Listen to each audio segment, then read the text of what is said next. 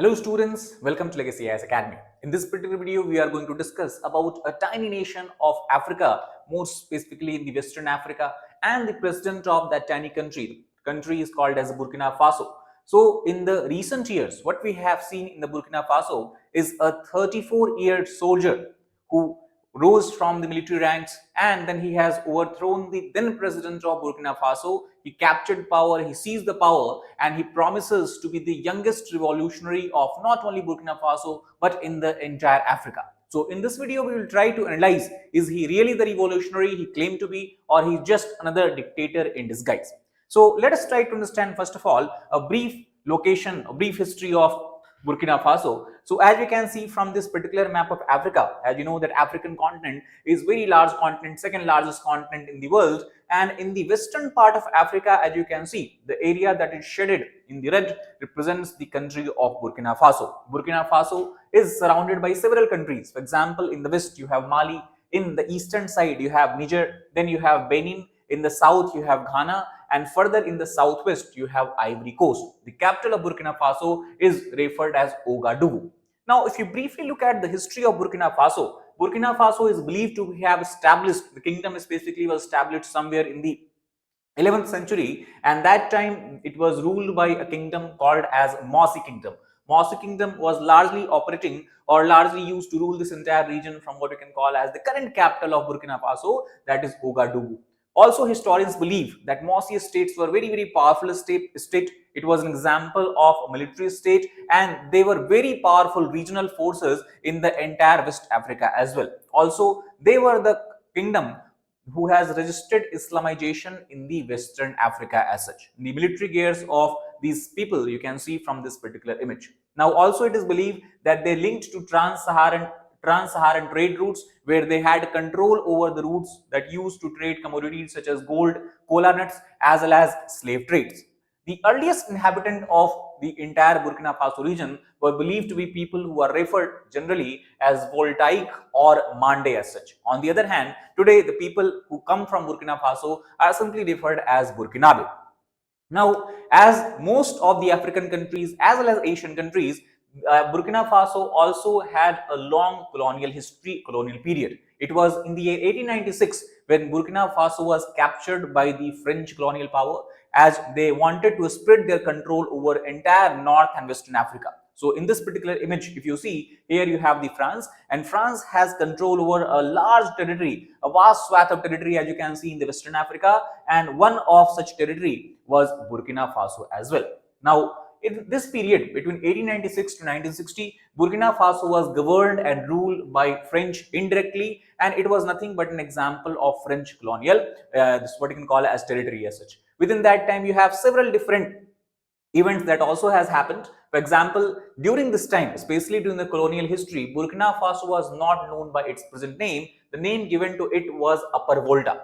Now, the question is why Upper Volta? So that we can understand by looking at this particular image. If you look here, this is the region of Burkina Faso, and you have river that is called as Upper Volta River that is flowing through it, and then south you have the Red Volta, you have Black Volta. So because Burkina Faso is largely drained by the Upper Volta River, the French colonial empire used to refer it by the Upper Voltan territory as such. And that time, if you look at the map, this was the map of Upper Volta that is present in Burkina Faso. The capital during that time itself was Ouagadougou as such. Now, the most interesting event happened in 1960 when everywhere in Africa as well as in many Asian countries, right from we can say end of World War II and between 1945 to 1960 overall, a lot of countries from Asia and Africa got their independence. For example, we know India got its independence in 1947. So similarly, the country or the region or territory of Upper Volta became an independent nation in the year 1960, and then it was referred by the name of the Republic of Upper Volta as such. Now, in this time, it was Maurice Yamyogo who became the first president of Republic of Upper Volta, but he was known to be an authoritarian ruler. He was known for his oppressive policies, and that is why people did not like his rule. There was large scale protest by the local people and even some of the military rulers who tried to carry a coup against his particular regime as such. Now, it was Lieutenant Colonel Sangoule Lamizana who has carried out military coup against Maurice Yamyogo, and then he became the next president of Republic of Upper Volta. Overall, what we can say, the entire 20-25 years period between 1960 to 1980s, for the history of Burkina Faso, it is known for political instability. There was no fixed ruler. No one was able to complete their term. There was a large-scale drought-like situation that has further impoverished the nation that was already facing a crisis due to long being under the rule of French government. And also, overall, we can say there was large-scale economic crisis. More than 60-70% of the population of this country were basically, we can say, living below the poverty line as such. And then happened something that is remembered fondly by most of people of Burkina Faso. They consider it to be the golden period of their country, because in the year 1983, again a military soldier, we can say captain, as far as the military ranks are concerned, he was holding the rank of captain. So Captain Thomas Sankara, who was very much influenced by the ideology of Marxists, and also his overall goal was to promote the idea of Pan-Africanism. He captured power from the past president. He carried out a coup, and then he renamed the country. As we have discussed before, till now, till 1983, the country is being referred as Republic of Upper Volta. But when he came into power, he renamed the country as Burkina Faso. Now, why Burkina Faso? Burkina Faso in local language is believed to be loosely translated form, we can say, is the land of upright people, and that is how he used to see the Burkinabe people, the people belonging to the Burkina Faso as such. Now, Thomas Sankara is very important also to understand Ibrahim Traoré, because he believes, and actually many of his supporters believe, that Ibrahim Traoré is nothing but the reincarnation of Thomas Sankara himself. He also has promoted himself as carrying forward the legacy of Thomas Sankara. So understanding of Thomas Sankara will be very important to understand the personalities, views and the ideologies of Ibrahim Traoré, the current president of Burkina Faso. Now, when Thomas Sankara came into power, he began to consolidate power, first of all, in the country that was dilapidated by economic crisis. He began to ensure that people, or what you can call as the foreign rulers, foreign powers, not enjoy that kind of authority that they used to enjoy before, and he began to have strong interlinkages with the regional countries such as Mali, Niger, Ivory Coast and all that.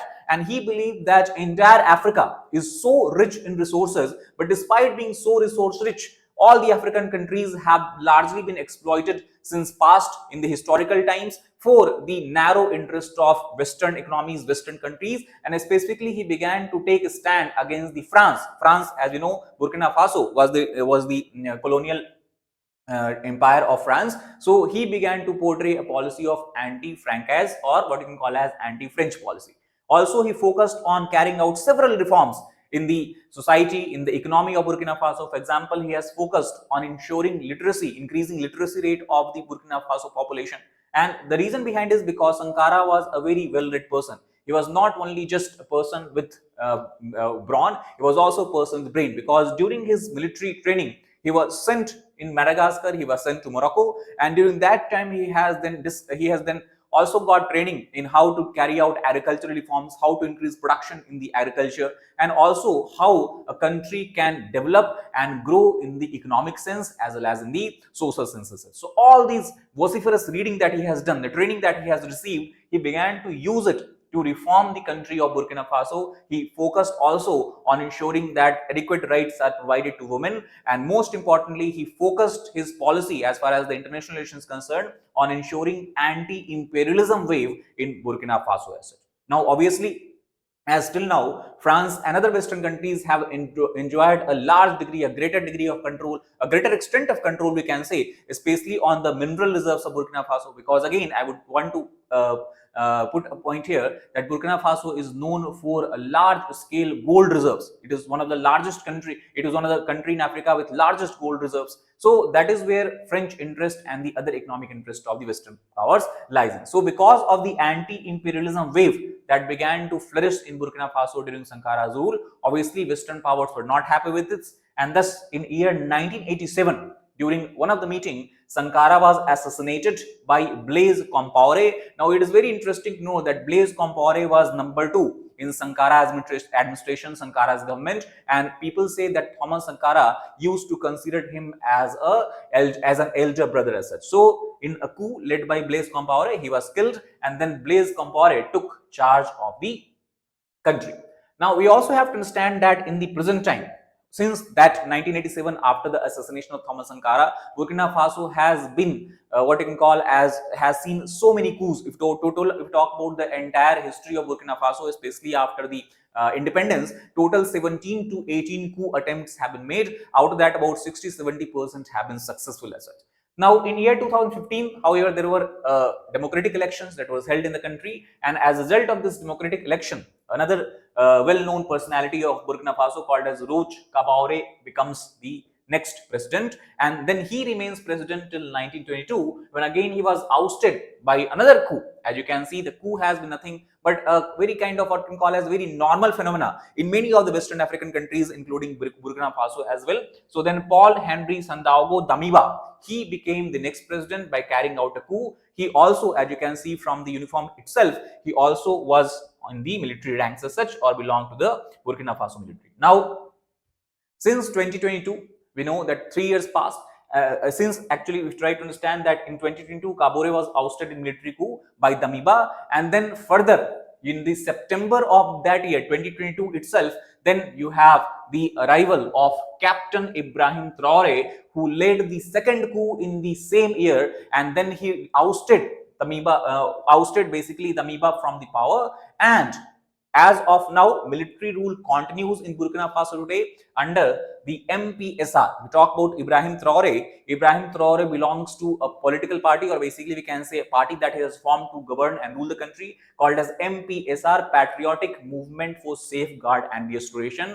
Now, very interesting link you can establish here, as we discussed, when Thomas Sankara took charge of a country, when he carried out a coup, he was also on the captain rank in the military, and then when Ibrahim Traoré carried out coup, he was also at the same rank, that is captain in the Burkina Faso military. But it is believed that he basically got very much what you can understand, what you can call it as disillusioned by the government and administration of his country, and that is when he believed that he has to take charge, he has to take a position of leadership so that he can carry out reforms as required to put Burkina Faso on the path of development as such. So we'll try to understand that what kind of policies he has formulated, whether he really is carrying out what we can call or term as a revolution in Burkina Faso, or he is just a dictator in disguise. Let us try to understand this more detail. But before that, I would try to bring your attention to the fact that in the Legacy IAS Academy, very soon we are going to launch our batches, that is both weekday batches and weekday and weekend batches. The batches are going to commence on 9th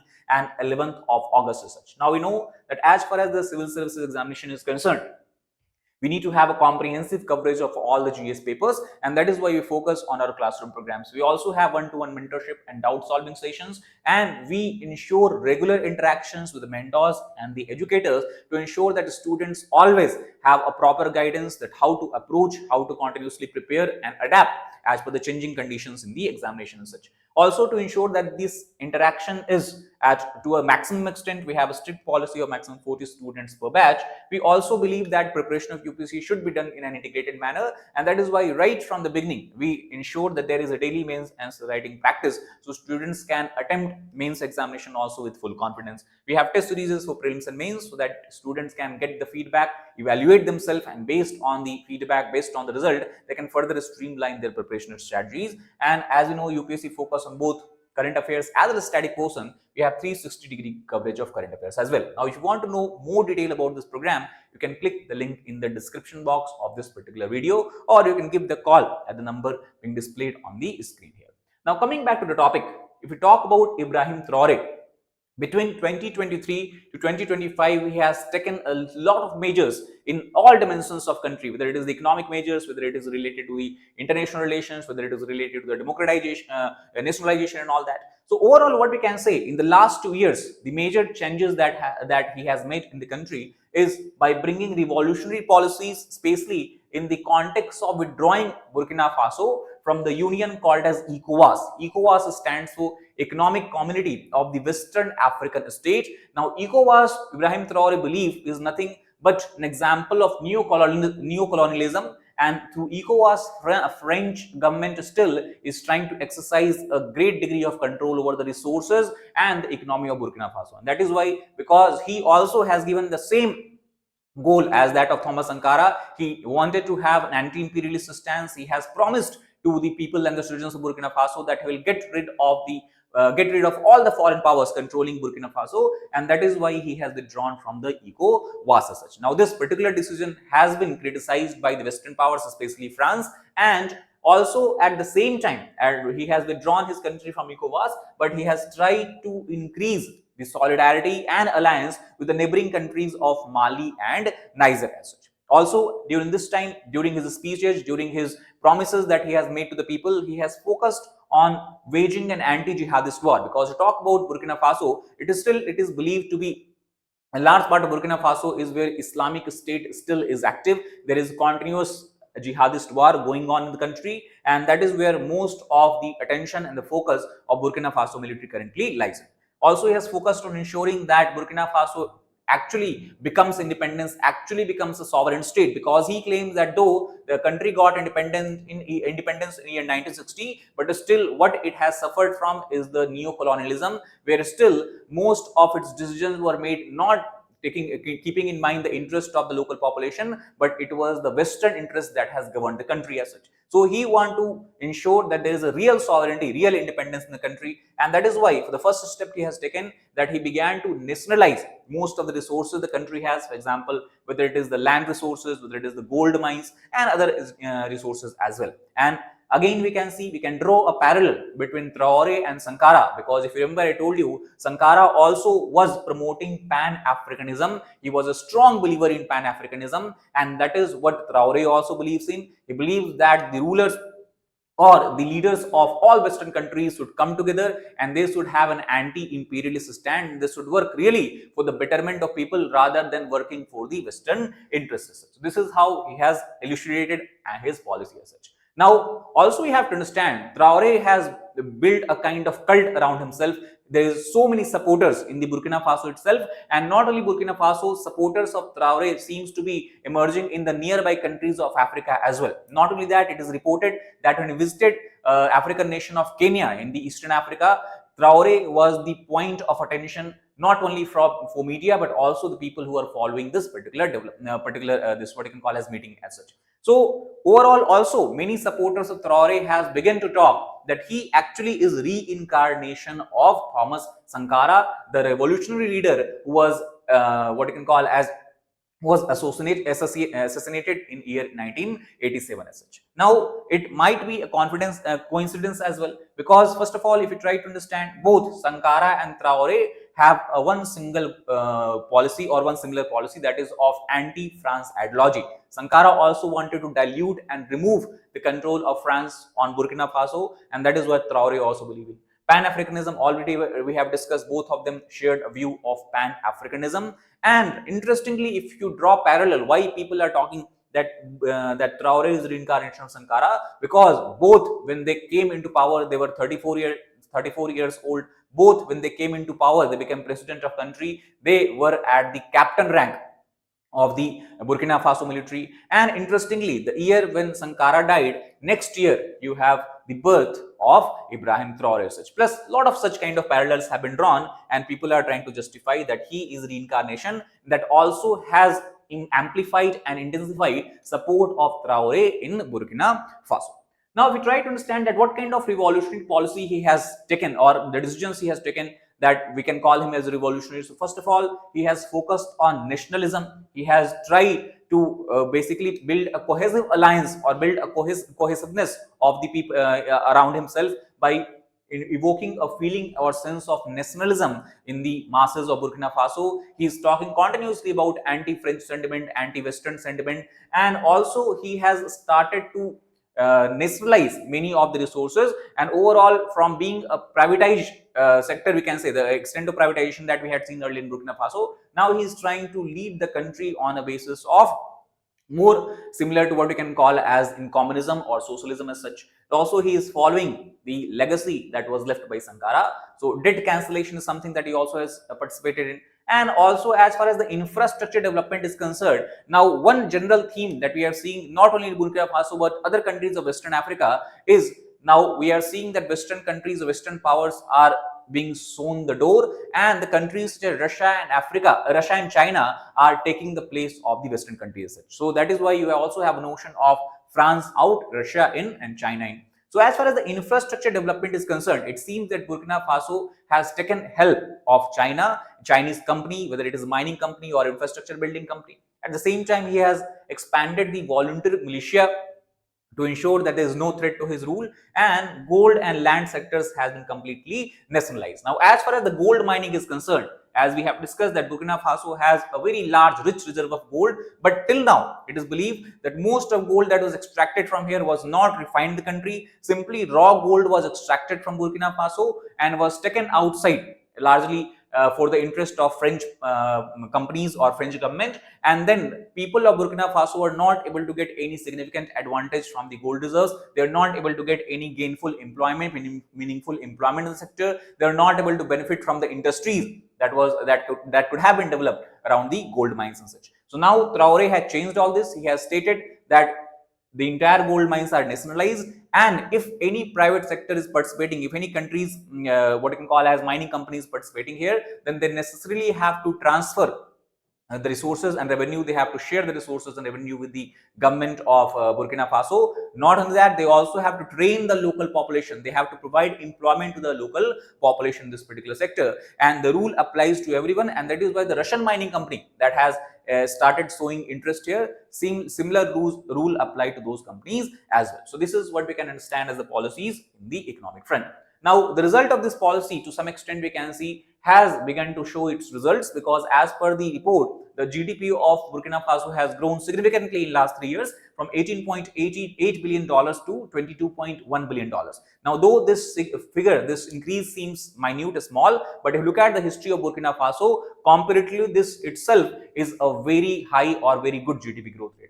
Plus, because of nationalization of mines, agricultural land, it seems that the revenue of Burkina Faso government has seen an increase, has seen a boost. And also to promote industrialization in the country, recently, Traoré's government has built a straight-run tomato concentrate plant where tomato is processed as such, and it was inaugurated in December 2024. Plus, at the same time, he also is promoting anti-desertification, because if you look at the location of Burkina Faso, it is lying in the Sahel region. Sahel region is slightly to the south of Sahara Desert, and whenever you have the strong winds blowing from the Sahara Desert, it deposits the sediments, it deposits the sand particles, and thus desertification is one of the major concern of the countries in the Western Africa, in the Sahel region, because the fertile lands these countries have, they can also become infertile in nature. So anti-desertification is one of the agenda on which he is working upon. Plus, also he has focused on anti-malaria campaign, because these regions are close to equatorial area, you have dense vegetation, and that is why there is a possibility of mosquito-borne diseases as such. Now, most interestingly, since 2022 till 2024, Burkina Faso and Ibrahim Traoré were not known to a lot of people around the world. This thing changed when Ibrahim Traoré participated in the Moscow Victory Day Parade, and before that also in the St. Petersburg, what you call as economic forum as such. There he came in his military gear, as you can see from this particular picture, and not only military gear, he also carried his service pistol with himself, and this is something that has caught the attention and the gauge of media, and people began to talk about Ibrahim Traoré. Also, if we talk about right now, he is the second youngest president in the entire world after the president of Finland. Now, also during this time, by his speeches, by his statement that he gave to media, it became very clear that he want to tilt his country toward Russia, toward China, and he also has clearly stated that he want to grow ties between Burkina Faso and Russia in what you can call as an exponential manner as such. And that is why you have the again famous line, that is France out, Russia and China in as such.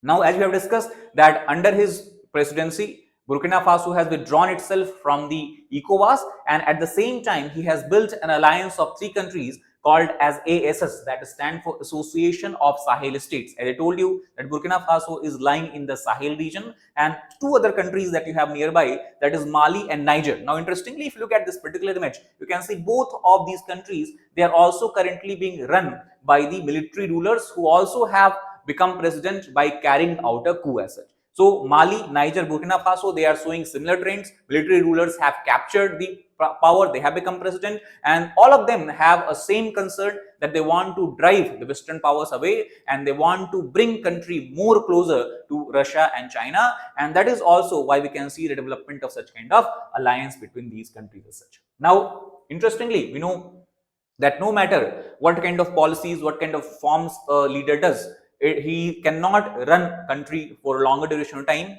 without popular support. And interestingly, coincidentally, in Burkina Faso and also in the nearby state, what we can see is a rising support for Ibrahim Traoré, and this support is not coming from only what you can call as the older section of society or the particular section of society. There is a strong sentiment of youth among youth toward the sentiment that we can call that we can refer as nationalism, which Ibrahim Traoré has tried to evoke. And because of this large section of youth population of this particular country, median age of this country is very, very less. That means a large percentage of the population of Burkina Faso is made up of youth population, and most of them seems to be, as of now, supporting Ibrahim Traoré's and his policy as such. Not only that, we also have seen the support by Burkina Faso's diaspora, whether they are living in London or nearby countries of Lagos in Nigeria. And overall, what we can understand that his supporters is portraying himself as a symbol of African sovereignty. Now, you can see the rally